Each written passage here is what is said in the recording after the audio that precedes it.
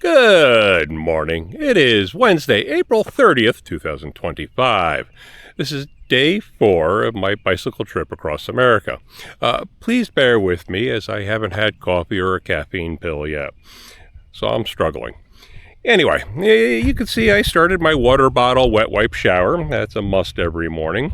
Every morning when I wake up, I just take everything in the tent and I throw it out. It just helps me move a lot faster.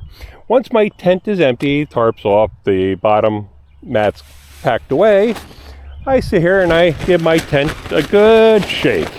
And the reason for that is to get rid of dust, spiders, critters, and all other things. I think I got 2 spiders in there right now.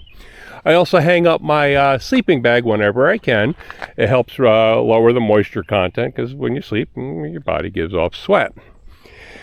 Some things I probably won't talk about in the future, like why do I carry these gloves? Well, I normally use those for when I have to change a tire or the chain pops off and I don't want to get my hands dirty. That oil sometimes is hard to get, clean. But I also found out they work well in the winter. That was by accident. I lost several pairs of gloves on the way down here, and for some reason I can't get rid of these cheap ones, but I like them. I also use them when I do construction for the theater. This is the JBL waterproof speaker. It's the Go 4, I think. I can't remember. I got that in Pennsylvania. I started getting lost a lot in cities because I couldn't hear my cell phone over the road noise, and I would go the wrong way or I would miss a turn. That helps a lot. I have the Cycle Plus tire inflator. This does not work on mattresses. I have a separate pump for that. This works amazing. Every morning, it just makes inflating my tires so much easier. I'm at the correct pressure. And if I get a flat, it's like that to get back up and on the road again. A CO2 cartridge will only inflate a tire so far. That takes it the rest away. And I'm not lazy. I just don't want to sit there and do 1,000 pumps on my mini tire pump.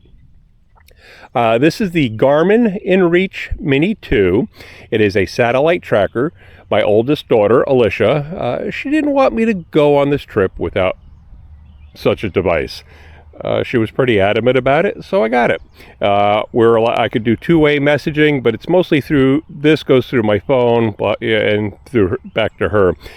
It works well. I haven't looked at the stats to see if it, where I am and all that, but I will eventually. I do carry a ham radio. I'm running APRS across the country. It's okay. It's not 100% accurate, but it's interesting. I'm just trying to see how well the ham radio works. But other than that, I'm trying to get to go beyond Charlottesville today. That's 30 miles. Hopefully I'll get a lot more. Looking at the weather, I'm going to get rained on. That's a definite. So hopefully I could find a church later on with a pavilion and I could sleep under it, or a firehouse with a pavilion, or maybe another sheriff's station. That's a story to explain in the future. I got rained on so bad in Phoenixville, Pennsylvania. Not only did I have to use a laundromat twice in 3 hours, but I slept at the police station under their pavilion. So hopefully today goes well, and I'll post more.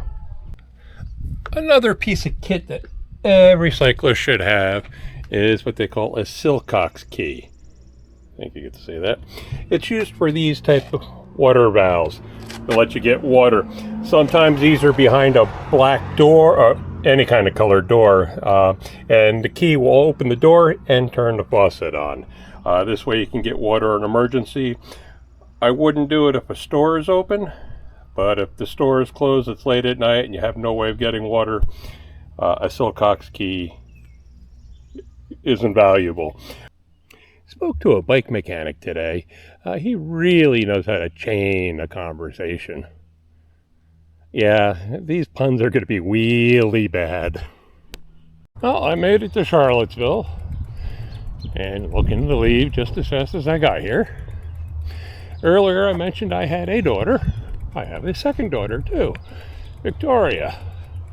She's kind of a become in charge of but me checking in every night to let the both of them know where I'm sleeping.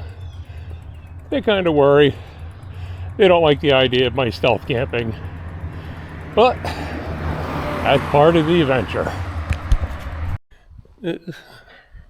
Some good news, I get to stay underneath the pavilion tonight here at the Olivet Presbyterian Church.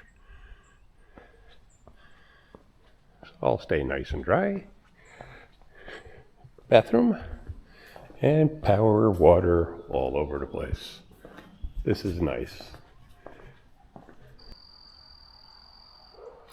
Yep, I got sunburn again today.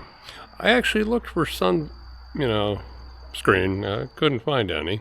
That's one of the reasons why I stopped at that market earlier today, that Thomas something market, which was unique. Everything was overpriced. I don't know if that's from the tariffs. I'm not in New York, so I have no way of judging. But everything down here has become so expensive, not like it used to be. Anyway, I got lucky with the Presbyterian church here in Olivet. It's just outside of Charlottesville, Virginia. Today was one of those days where, I could have quit easy. Why? I just don't like riding on busy roads. And the road out in front of me is Garth Road. It goes from Charlottesville to God knows where. I think I'm taking it for quite a while, then I turn off. Another 5 miles. Anyway, I just don't like busy roads with no shoulder. And it's not something nice to ride on. And earlier I was on the Thomas Jefferson Parkway, and that was worse. That's actually a letter to VDOT, Virginia Department of Transportation. That's how bad that road is. They had memorials to people who passed away along the route, and I'm like, they haven't put in a bike path, widened the road like in so many other areas of the state. So that shocked me. But other than that, I'm happy. I got a pavilion to sleep under. This is amazing. I have a bathroom over there. So my tent's set up. I'm charging my stuff. I'm going to work on some of my blog entries and blog. Hopefully I can get some more videos up today. And tomorrow we'll start again. And hopefully it'll be a better day. Hopefully I make it to Christiansburg. Probably not. That's about 15 hours away. And I'll probably oversleep again. Anyway, until tomorrow.